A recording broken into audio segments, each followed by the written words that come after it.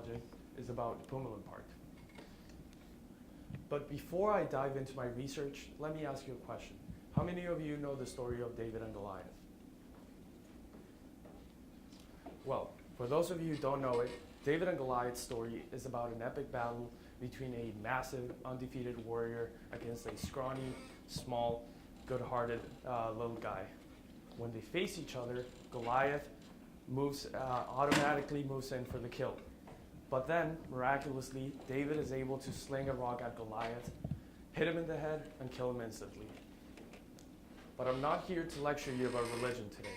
My research is actually about human development and taking care of the environment. But most people, when they hear these two terms, human development and taking care of the environment, see it as a modern version of David and Goliath's battle, only with a little twist.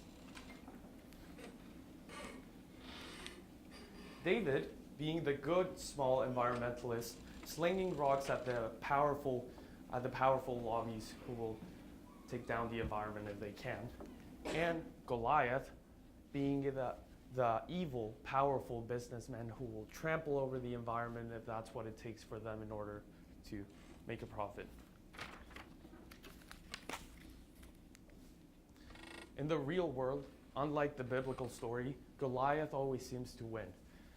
The environment always seems to, human development always seems to trample over the environment. But what if I told you that it doesn't have to be this way? What if I told you that my research has taught me that David and Goliath can actually hold hands and take long walks on the beach? What if I told you that human development and the environment are so essential to one another that they actually rely on each other? Well, in the mystical rainforest of northern Patagonia, there is a conservation model in which human development and the environment peacefully coexist. Of course, this place is Pumalin Park. But where exactly is Pumalin Park? Pumalin Park is approximately 6,000 miles away from Boston, in the south part of the South Hemisphere. And Pumalin Park is located in the northern part of Chilean Patagonia. So that's Chile, and Patagonia is considered the southernmost part of South America, so that entire South Cone. But why, of all places I could have done my research in, did I choose Pumalin Park? Well, I have a special connection to this place. I grew up in a little town in northern Patagonia called Puerto Varas, and I moved to the US only 2 years ago. So when I heard of this capstone research project, I knew I wanted to go back to my homeland and actually do something meaningful that could positively impact conservation here in the US. So that's my town up there called Puerto Varas, and that green area down there, that's Pumalin Park. But in order to understand what's unique about this conservation model, you have to know a little bit about the history of the park. It all started with a man that fell in love with the beauty of this place. In 1991, Douglas Tompkins, that guy right there, bought a 42,000 acre farm in what is currently Pumalin West in order to protect this unique environment from different geological and human threats. On the years that followed, he retired completely.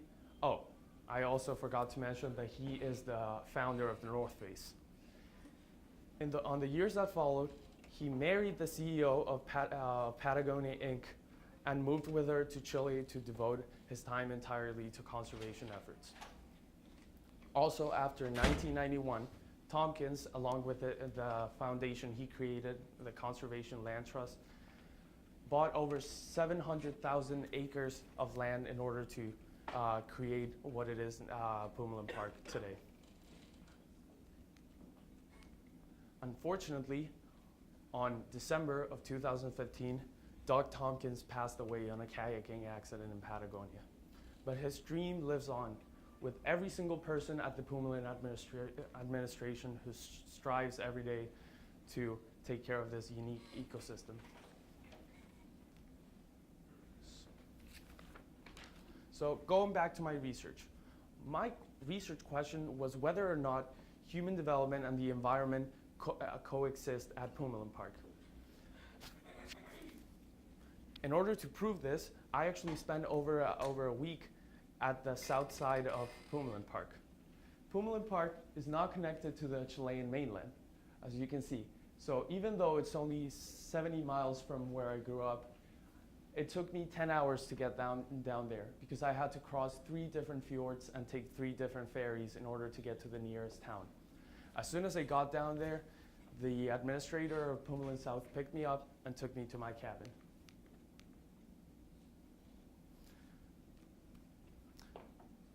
So I know I've been throwing these terms at you, conservation and preservation. So what do these two terms mean? What's the difference between the two? A preservation area is a legally protected area in which there can be no human intervention. So you just leave the environment run its own course. Whereas a conservation area allows human intervention. It's still a protected area, but it means that you can still have camping sites, you can still have hiking trails, and even in some conservation areas, you are allowed to utilize the natural resources at a sustainable rate.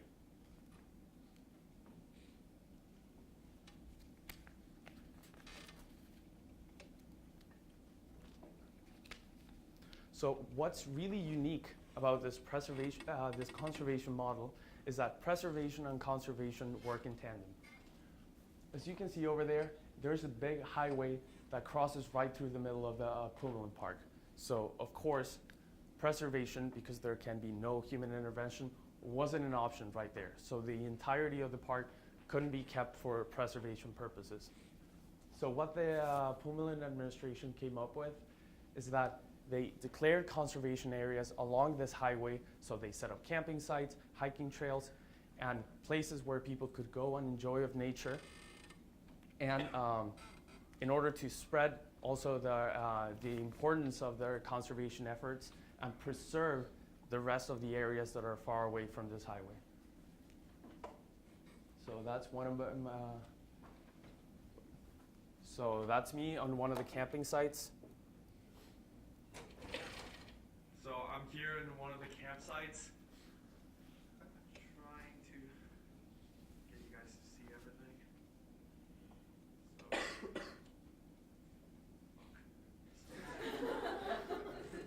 And right underneath me, there's a layer of dirt, and underneath that, there's a layer of ash that it's a product of volcanic eruption we had back in 2008. This entire area had to be evacuated, including the towns nearby. If you see right here, if you actually carve through the dirt, that's not actually dirt, it's not sand, that's all ash from this volcano that erupted back in 2008. So yeah, that's just a little snippet of what I did down there. For my field work, consisted every day on going on rides with different people who held different charges at Pumalin Park. So one day I went on a ride with the park keeper of Pumalin South. The next day I went on a ride with the administrator of Pumalin West. And every day consisted in different trips that helped me develop my research paper and also helped me create a sense of how this conservation model works. Oh, yeah. So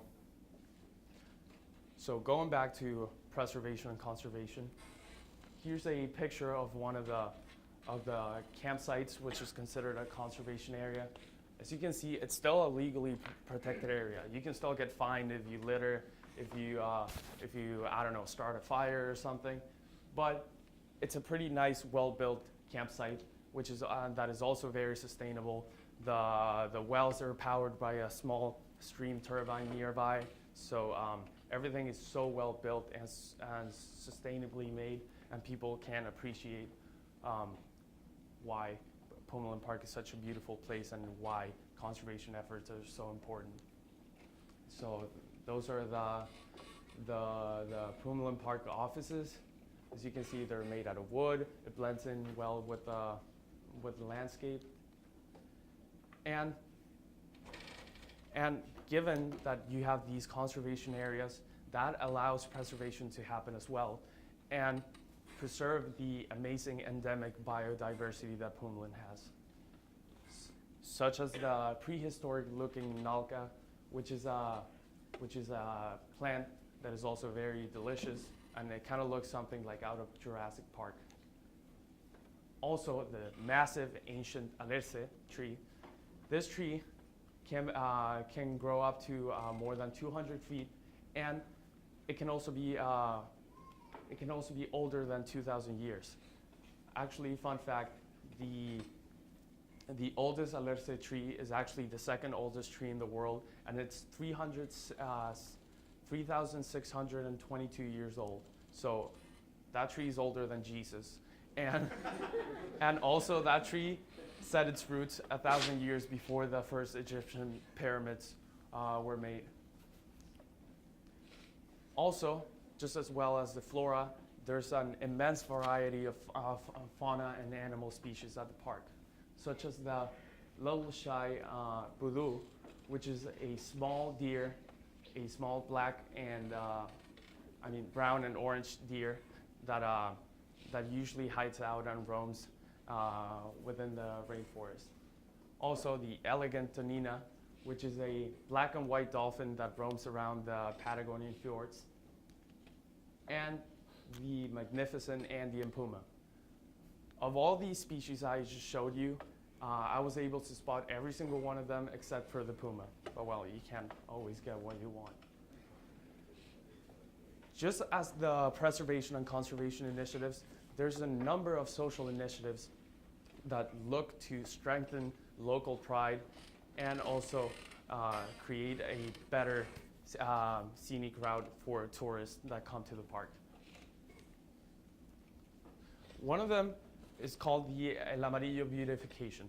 El Amarillo is this little town in the south side of Patagonia where I stayed in. And this project looked to make a series of improvements to the houses and yards of the people that live there in order to create this sense of a strong local pride and also just make their lives better overall. So this is what most of the houses in the surrounding areas of Pumalin Park look like. Paint peeling off, rotten wood, precarious tin roofs, and I don't know why, but for some reason the chimney's coming out of the window. And yeah, that's just like horrible architecture. And so this is one of the houses in El Amarillo right before the beautification project, and this is right after. So as you can see, it's much better. The chimney's now actually coming out of the roof. So this is the local market that also was in pretty much the same condition as the last picture I showed you. And this is after the beautification project. The beautification project also seeks to improve the people's yards and also create sustainable systems within their houses in order to make this town a sustainable one.